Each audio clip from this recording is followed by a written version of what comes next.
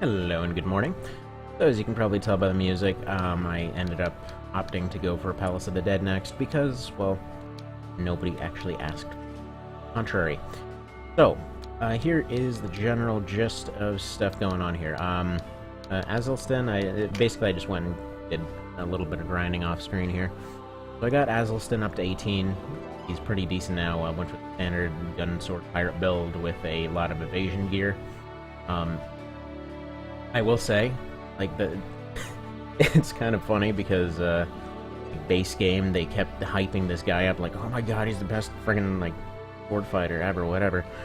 Like, okay, cool, he's, you know, the pirate captain guy that's all retired and everything, sure, he's probably seen his fair share of fights and is probably pretty good, and then you get him, it's like, okay, he has a high rank in swords, but this guy can't seem to keep himself alive worth a crap.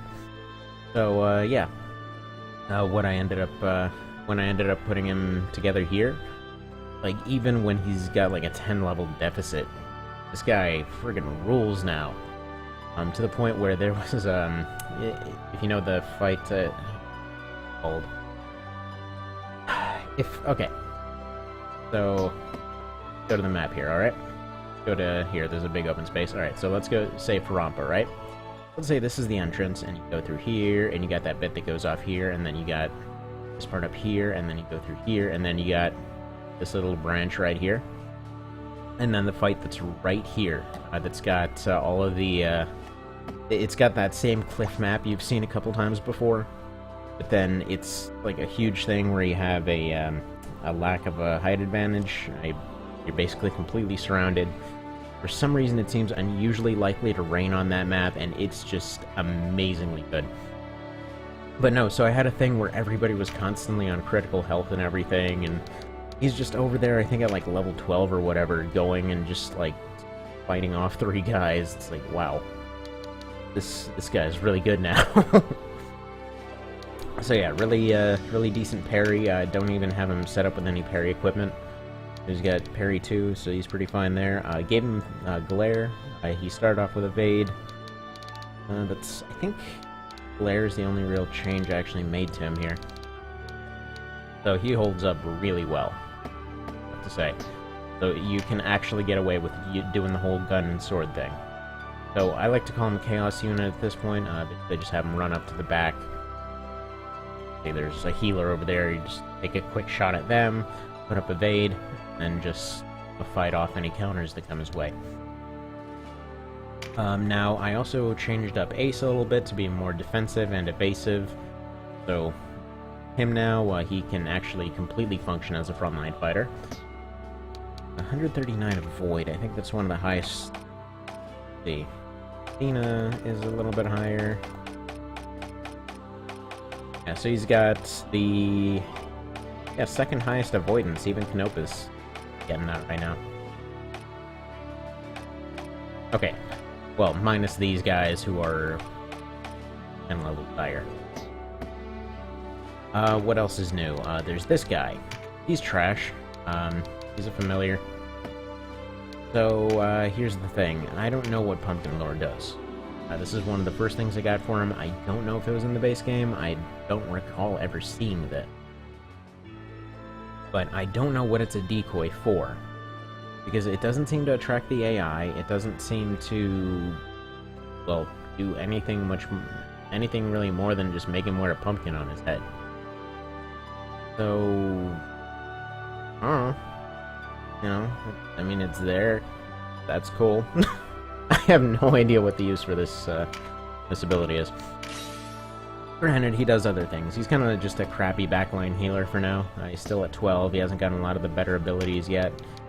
So, familiars in this one, I believe they got more moves. So, Infernal, can't use that yet, but that's going to be really useful. Holy hell. Doubling HP? Okay, that sounds amazing. Pumpkin Strike, I think all this pumpkin stuff is new to the mod. But I think that was only for the pumpkin familiars before. Alright, Tainted Kiss, so Poison and Venom, that, next to the other ones, it's not terribly good, but, you know, if you get both, Alright, I might keep that one around. I don't think I would end up doing the whole jack-o'-lantern gluttony thing, but that's cool that that's there. And yeah, no idea what Pumpkin Lure's about. Because, yeah, it doesn't absorb any hits or do anything. I don't know if it attracts pumpkins. I think that's all for changes here. Most of the main party is up to 21 now. I gave some of them some slightly better equipment, too. Got to give this guy his Falks. Or I guess he has a Slasher now. There we go, you need Slash. You can get the second-hand equipment, as you always do. There we are. That's looking pretty good there. So, first step to POTD is just a rando fight up here. Monster units and whatnot. So, in case you're wondering why I haven't used Beast Tamers or Dragoons up to this point, it's, well, because they're way higher. Basically, it would just end up scaling up the party entirely, and everyone else would die except for those guys. So I don't really want to go ahead and do that. Get Elrig and Alto, I suppose. I think they've got the least experience of the bunch. We need to remember to go make sure that they have Resurrect.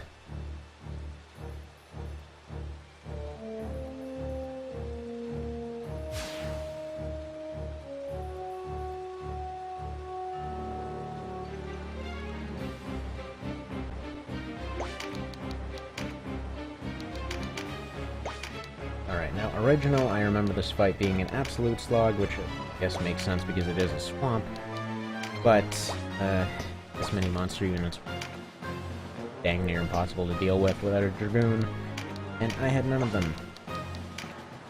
Actually, only came back to using them later on. That's kind of where the whole, what are they called now? It's where the whole, Spellblade, Dragoon, and, Beastmaster setup came from. Well, I got sick and tired of the Fusilier squad not being able to deal with all these kind of monster units all over the place. So finally just put that together, like, whatever, fine, they're just gonna be friggin' anti-P to Apocalypse over here. And they were reasonably effective. They were recruited enough, thanks to their side, to be able to pick up Deneb. Only have one of the 30 pumpkins to get her class, though. So I might pick that up down the road. I've been told standard Palace of the Dead runs end up giving me like maybe 5 to 10 of them max, so I mean that's with grinding, right? And they're kind of a rare thing to get. So we'll see if that's changed any. And pretty sure no one else can be as tempting of a target.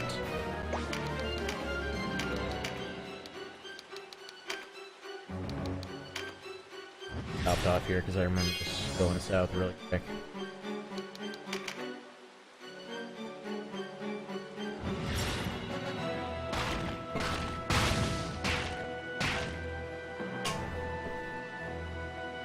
Yeah, if I sound a little bit out of sorts today.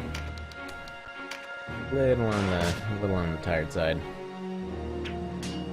Figure this kind of rando bit is a place to start.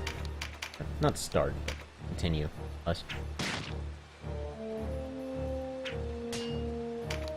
Forward just to position it.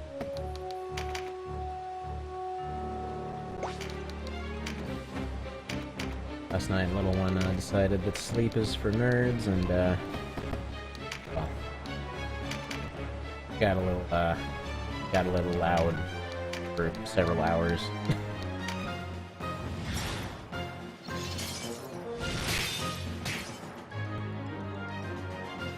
Yes, Meow, how's it going? The Meow says, hi. Boy hasn't gotten treats in seconds. He requires a steady complement of treats at all times. He'll get all the cats to attack. We have a couple neighbors there. Cat ladies? I know of at least one, I think. Hey, dang ways. Time for this guy to go do Evans.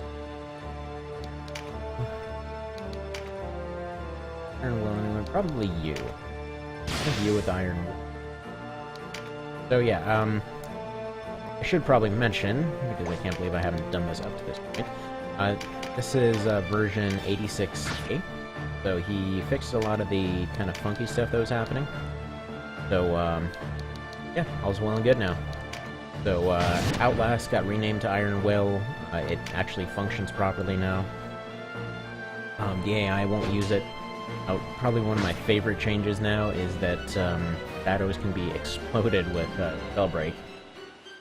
So they couldn't target people before, so they weren't a good debuff move. And now that they can explode stuff, fantastic. Okay, go over here, pull up the old PDF, make sure there's anything I'm missing. Dang it, must be introducing this project.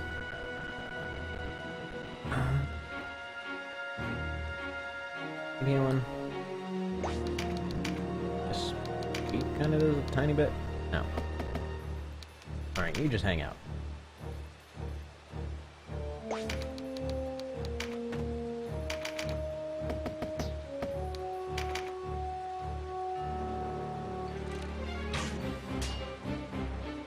Alright, so while they're taking their turns, here's what's new. Yeah, all classes got access to Field Alchemy too, since Tier 1 wasn't terribly useful. Levels at which several classes gained active or special skills got more reasonably reassigned.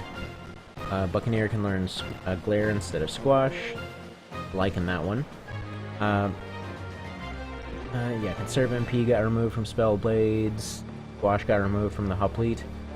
He got Phalanx instead in last patch. Although, the weird thing is, I had Phalanx on my Hoplite, but for whatever reason this this patch ended up removing it. I'm not sure what that's about. That might have just been a weird, like, transferring saves over kind of bug, but I'll check more on that, I forgot to do so. Teleport MP got reduced to 50, and Still Skills can be used while silenced. Momentum is now self-only, apparently it was being used on others. Intimidate is now a self-AoE with the same range, which, by the way, awesome. When he's saying the same range, it means, like, everything within 2 tiles gets its stuff taken away, and wow, and this thing breaks some stuff now. Recruit skills can now target only enemies of the proper race. Crap, that was an opportunity for a little bit. Dang it. Let's see, Rally was charging 20 TP to the user too, fix that. Spell Break now explodes a clone to damage everyone around it instead of dispelling. I tried setting it so AI won't bomb allies, we'll see if they do. So far, I haven't seen them do that. I haven't seen them hurt themselves. It kind of feels like they target it the same way that they would an AoE ability. Last Resort TP got lowered to 60, awesome. Outlast got renamed to Iron Will and can only be used on other allies now. Enemies will also use it properly. Magic Time can be used while silenced. Coquettish reduced to 50 TP. Selfless reduced to 40 TP. All Kiss skills have 2 range, and Voltaire's Sprite got fixed. That's the one I'm forgetting. So you probably may have noticed it actually while I was going through the party screen. But I'll go ahead and point that out once I actually menu again. Man, that was a crazy name that guy's got. Muggle. Get that Vigorous going. Tear through these chumps.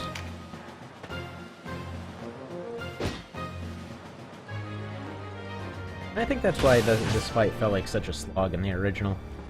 Overall, they're kind of chumpy units, but... Huh. Gonna go ahead and level up Glare a little bit if I can here.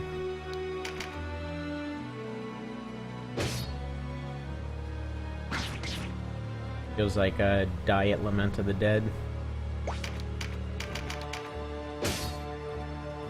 Could have targeted the dragon there.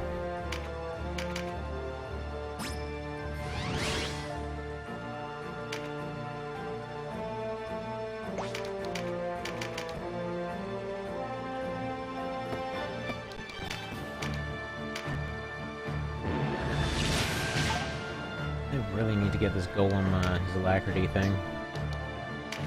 Whenever he's got the ability to do so. He's just king of the garbage tier right now. Well, I mean, he mostly is just there to take hits anyway. You do. So, you may have noticed a couple units ended up losing lives along the way with that whole grinding experience thing. May have driven them a little hard, but hell, nobody actually perma-died, so... and they can keep going. Have to worry about their long-term health, but... You know what? Insurance won't be around for another couple thousand years. No, this is probably around the 15th century, so it's going to be a few hundred years until they get insurance. That kind of feels like the game kind of fast-forwards through, like, maybe early 14th all the way down to the 15th by the end of it. Like, everybody's all decked out in plate and all that. Although at that point you would have seen a reduction in shields, but... I doubt that, that whole stereotype's changing anytime soon.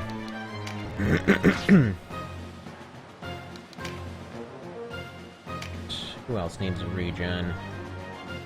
It kind of feels like the regen actually got nerfed a little bit. Could be wrong on that. And alright, by the way, another thing I should mention here, so velocity shift. Okay, that whole thing there is, probably my favorite, one of the favorite new things going on with the White Knights. I mean, that was there to some capacity before, but right now there's a situation where, like, if you have a couple White Knights, you can just basically have them piggybacking off each other, like they go and... kind of like a rolling ball type thing. You have one run up, take a hit, use velocity shift to give another guy a near instant turn, like if they got enough damage off of it. And then from there, you basically have another one pull up and do the same thing, and another one do the same thing. Like, it's situational, and it's kind of tricky to pull off, but if you end up piggybacking a couple White Knights and just mix them together with other things... Whoa. I really like that name. But yeah, if you end up doing that sort of thing, it's pretty reasonably effective. Probably just go on.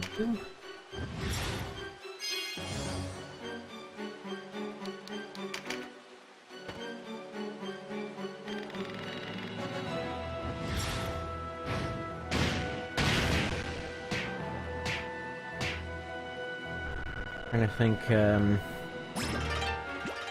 there's velocity shift and something else that I was piggybacking together with Ozma.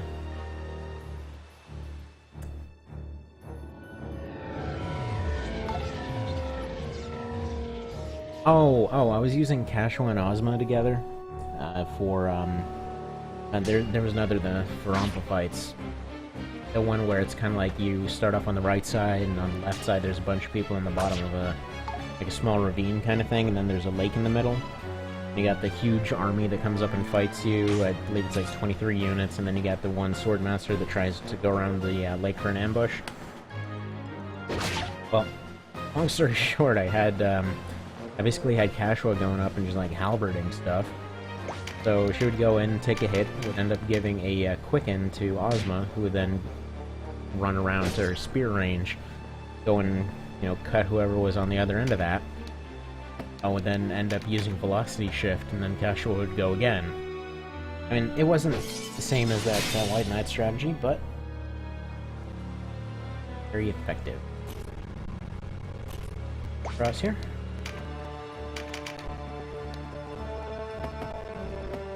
Go ahead and pop a mighty here just to get a little bit of oomph on that dragon.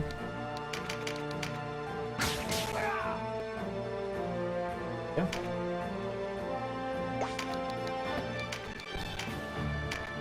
Probably just heal somebody else and leave. Frankly, this thing can take no punishment whatsoever and doesn't even seem to have dodge to back it up.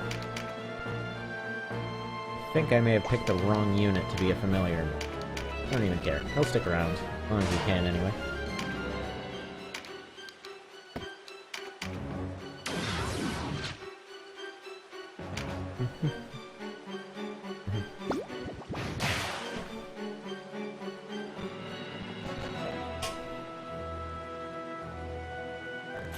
Sweet AoE potential.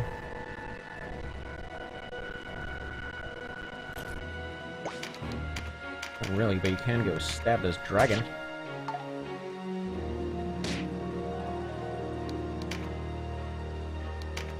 Oh, wait. Done that beforehand, huh? Alright, whatever, just,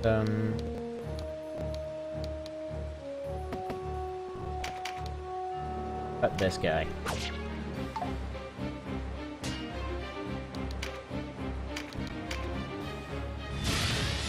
Now, arguably, it could have gone back, redone Asliston's turn, had him make sure that he can hit that dragon. I think this is fine, though.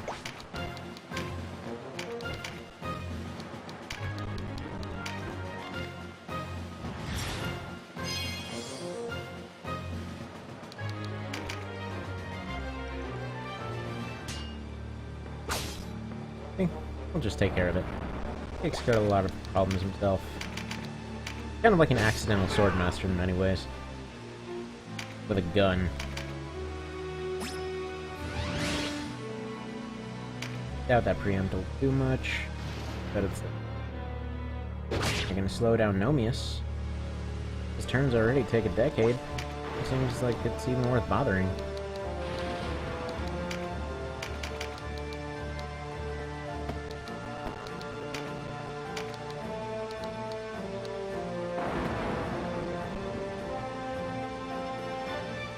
Like a waste of a Ruinate.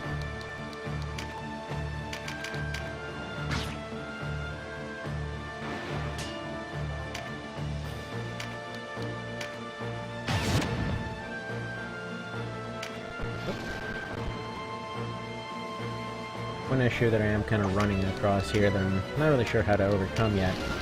There's a bit of a long wait for another one-handed spear. Stands right now. Basically, it goes Halberd, Gisarm, Damask, Crucible, and then goes straight to the Kokrion from there. So I don't really have anything for them.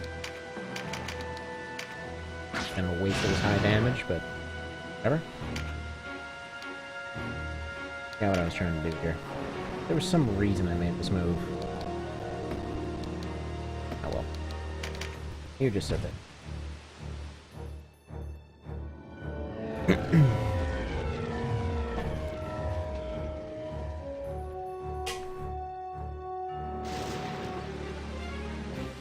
Nice bringing coffee.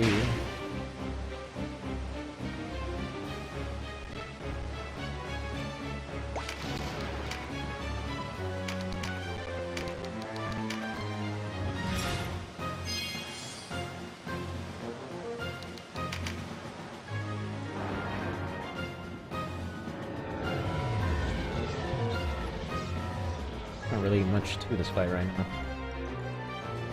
Trying and trying, but I think I have everyone's evasion up too high to really do much.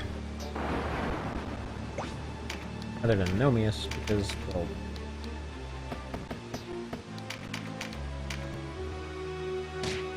I don't feel like Empower's doing very much. I haven't really seen a whole lot of use out of it whatsoever. And either from grinding earlier or now. It doesn't feel nearly as strong as the one the dragon's got. So much so that I kind of wonder if I either picked the wrong guy to use the golem, or if I'm terribly good right now. I'm just kind of chalking it up to levels right now. I'm gonna say right now a lot. But no, mostly just kind of chalking it up to levels, assuming that's it. Because it really seemed like he's been scaling up his damage pretty significantly. But then as soon as his stuff is, or as soon as his level climbed a little bit, well, that much weaker. Now, as I understand it, the way it's supposed to work is that a certain amount ends up hitting, a certain amount ends up carrying through. So in this case, it might just be that he's not really getting through a lot of things because of the current setup. assuming there. I don't know. Super technical stuff isn't my forte. Generally, when I'm thinking about these party setups, I'm thinking more along the lines of what would make a good formation. Just who can back up who.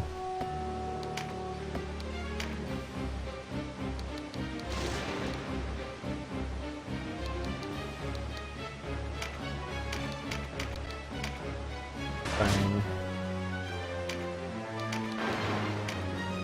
So this is why I like Glare. When he only had Evade, he didn't really have anything to use his free move on. Ever since giving him Glare, he just kind of has the option to go at least do something else without too much of a cost. Very handy.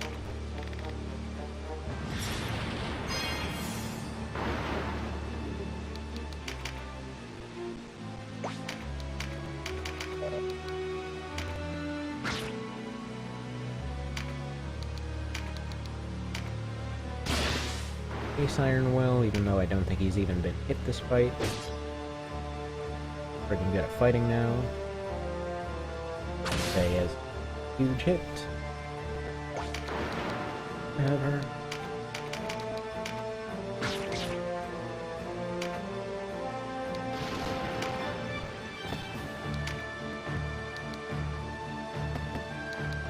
Coming around that corner. Barricading it.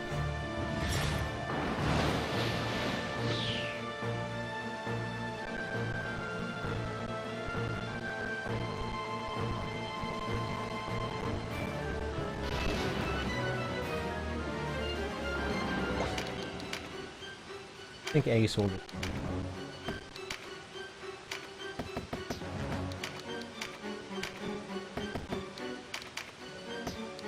Forward behind a tree.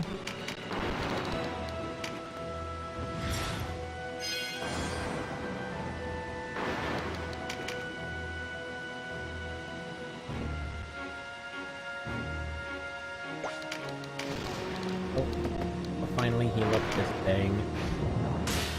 Figure while I have the opportunity for it.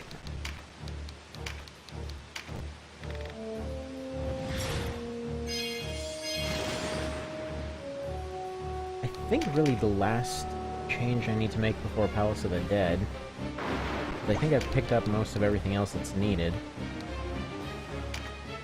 The last thing I'm just gonna need to go pick up some more supplies and things like that. That one of them sounds really cool. Punch that weird fart punch. Into yourself. Nuke Nomius.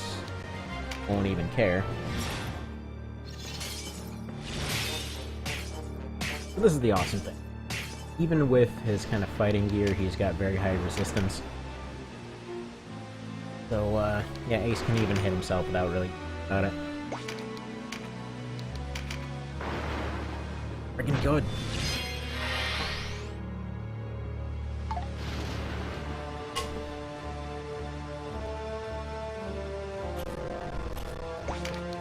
I think that's one of the biggest fantastic things about this one. Like, if you end up going and doing all these different strategies, you find all this different stuff, and you keep looking at these different groups, it's like, yeah, you know what? I can go and get all 50 people to assign all of these different roles, and I still won't be able to cover all of the potential useful options, you know?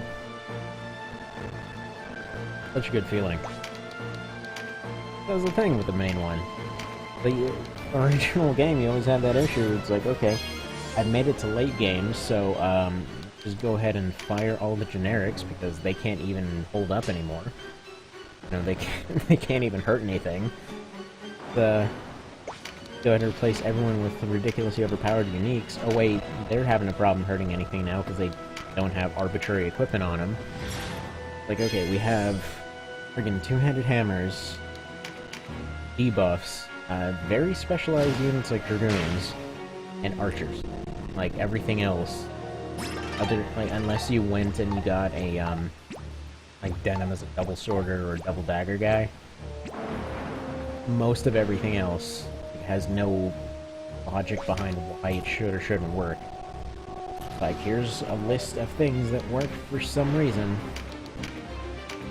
With hammers being the one exception, because, you know, hammers, but everything else makes no sense. Like, why on earth a friggin' sword would be able to suddenly cut through anything? Like, I think the meta that I ended up going for there was...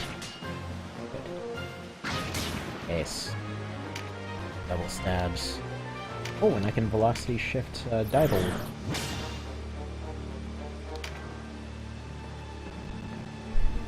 Now his turn is pretty much me. That's one of the many reasons that I love how this setup goes now. Here. Even if you miss, I just want you to take this bag. There we go.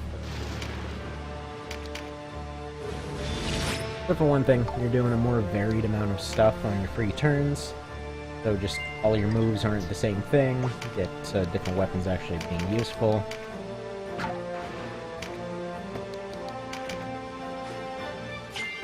Actually have varied parties.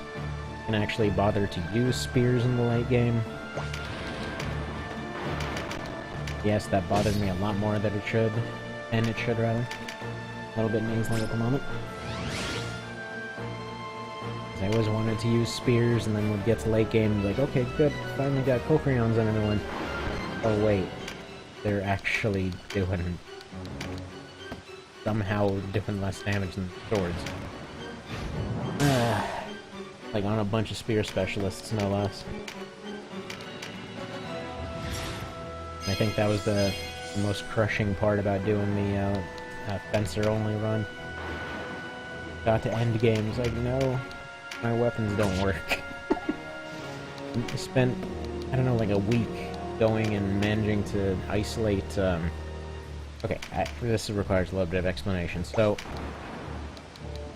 there's this particular part where you run into a wall, right? Now you hit level 30, right in the middle of a castle fight in, I think it was Kretinai. And, yeah, so you get to this point where you hit a wall because suddenly everyone's, in the middle of that fight, everyone levels up, and you can't really do very much. So, wound up being this thing where everyone had basically maxed out spear skill by that point because they were going around and just absolutely dominating stuff up till that point. They were going around, hitting hundreds, getting crap tons of XP and all that. So, what happened was a very, very, very slow slog where all the melee units couldn't hit them. They could just barely hit all the ranged ones for any kind of damage whatsoever, and then would just go around repeatedly cycling, healing, and using kill moves on stuff. Which I have to say was one of the most intensely boring fights ever. So, at any rate, this same bizarre meat grinder of nonsense continued for, I don't know, like 3-4 hours. Finally get through that fight, get out of it, and, well, then the awkwardness just continues, because from there there's only that, I think it was the Reason Way, that was called. That was the only map that was actually allowing me to grind anything whatsoever. And it was the only place that I had access to that, that would give any Kokrions. I was just relying on drops and recruitments and things like that. So, I set them all up for recruits. Set them all... recruits or kills, that was the whole idea there. So spent a few days getting all of those. And barely any upgrade whatsoever once they finally got them. I mean, they became competent for a little while, they became seemingly over-leveled for a little while again. But then the game was properly scaling, and all of it weird because it became that bizarre meat grinder thing. But, that being said, I did end up going and finishing that run. I wouldn't really recommend single class challenge with the original, but it is technically possible, and I'm looking forward to doing it for this one as well. Especially once the magical on-off button for level scaling or whatever else gets discovered. I don't know if such a thing exists. It feels like it exists. I mention this only because, if you look at the fights for Azelston, the first one has that minimum of 22, or, yeah, about 22. The fight later on doesn't have that for some reason, so there has to be some, you know, scaling on or off condition. Because the second one seemed to scale to pretty much any level. I think it was down to 10, so if there was a minimum level set, like say if the minimum level was set to 1 or 2 or whatever for every fight, that seems like it should allow for permanent scaling, but he said he's going through doing the fight balancing and battle conditions like that later on. So hopefully that'll be discovered at that point. Yeah. Looking forward to all that. Yeah, Palace of the Dead is now open. Anything new for this guy right here? Can he potentially not be useless? Hell no, you can't. Pretty close to getting that, though. I think I have some... This... Give him some things. Funny that ends up giving him less defense. Even that ends up giving him... You know what? Avoidance all the way. Probably just be going knives and shields with this guy or something. But there has to be some used instruments, so I'll keep him around. But at any rate, thank you for watching. I'll come back when a little bit less brain dead. But then it'll be time for Palace of the Dead. Have a good one.